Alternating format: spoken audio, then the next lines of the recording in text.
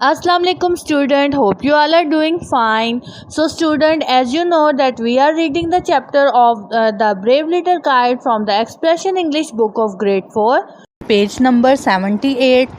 And on this page, as you can see, they are saying which of these words describe that the little kite's movement in the sky.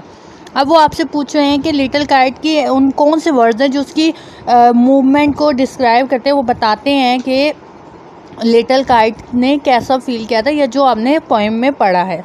So first one is trembling. तो ये टिक है क्योंकि little kite जो थी वो trembling हो रही थी. Pride, yes it is also correct, क्योंकि जब वो हवा में उड़ने लगी तो वो प्राइड, उसको एक गरूर था, खुशी थी, तो it is also correct. Fast is not correct. Whirling, tick. Rising, tick. Study, tick. Artistic, cross. Skating, cross. Sailing, tick. Swift, cross. Thinking, caps on. Repair a class discussion on advantage and disadvantages of kite flying. Student, जैसे कि आप में से काफ़ी बच्चे भी kite उड़ाते होंगे, तो काइट उड़ाने के कुछ एडवांटेज होते हैं और कुछ डिसएडवांटेज भी होते हैं. तो आप लोगों ने वो डिस्कस करना है कि कौन से फ़ायदे हैं और कौन से नुकसानात हैं काइट्स के. Dictionary focus. The following are some more rules and exception in English language. Verb that ends with y, change y to ed. For example, in the word fry we will change it y from ied. तो student बता रहे हैं कि जब भी किसी verb होते हैं हमेशा एक्शन वर्ड होते हैं. जब कुछ हो रहा होता है जैसे ड्रिंक, थिंक, ईट, स्लीप, वॉक, कोई एक एक्शन परफॉर्म हो रहा होता है उसे वर्ब बोलते हैं.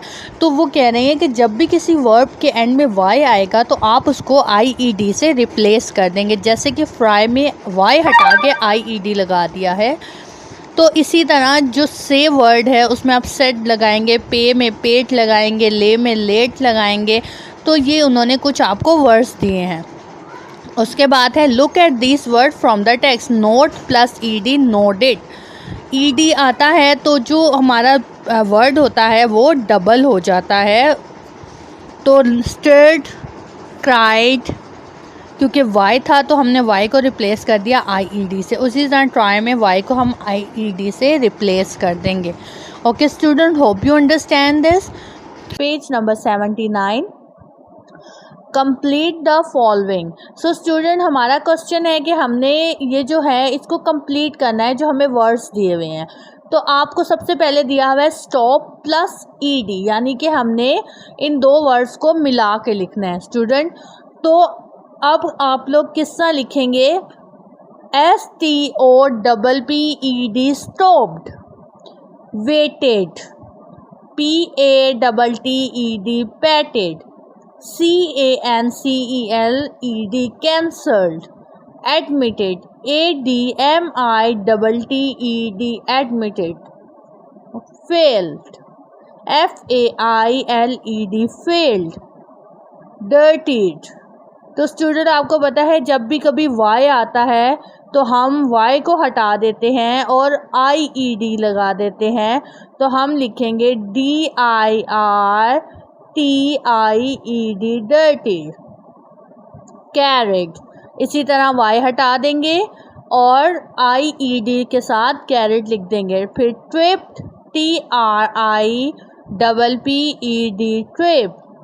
Fooled, FOOLED, fooled. Now the next question is, part B is, the little kite was afraid before it tried to fly and happy after it tried and succeeded. Here are some words half that are mixed up. Pair them up correctly. Tabulate to show whether they indicate fear or happiness. तो student वो आपको बता रहे हैं कि जो little kite थी वो पहले डरी हुई थी, लेकिन जब वो उड़ने लगी तो उसने बहादुरी का मुजाहिरा किया और वो बाद में बहुत खुश हुई. तो यहाँ पर कुछ वर्ड्स हैं वो इन लोगों ने क्या किया है, हाफ हाफ कट कर दिए हैं. और आपको नेक्स्ट पेज पे एक टेबल दिया है और उस पर लिखा है पेज नंबर 80 पे कि word that indicate fear and word that indicate happiness. तो आपने इन वर्ड्स को आपस में मिलाना है। जैसे कि मैं आपको एक एग्जांपल दे देती हूँ। आपको थर्ड में दिया हुआ है JOYF, जॉयफ, और आपको ये पता है कि UL लगा देंगे जो आपकी राइट साइड पे F में है, तो जॉयफुल बन जाएगा और इसका पूरा वर्ड कंप्लीट हो जाएगा। इसी तरह स्टूडेंट हमने ये वर्ड्स को मैच करना है, और फियर जो चीज़ें बताती हैं डर को, वो हमने फियर की साइड में लिखनी है, और जो चीज़ें हैप्पीनेस यानी कि खुशी को बताती हैं वो हमने उस टेबल के अंडर लिखना है। तो स्टूडेंट सबसे पहले हम सॉल्व कर लेते हैं वर्ड दैट इंडिकेट फियर, कि कौन से ऐसे वर्ड हैं कि जो डर का इजहार कर रहे हैं। So student the first one is scary, SCARY, scary. shook, SHOOK, shook. Frightened, FRIGHTENED, frightened. Feared, FEARED, feared. Tremble, TREMBLED, trembled. Okay.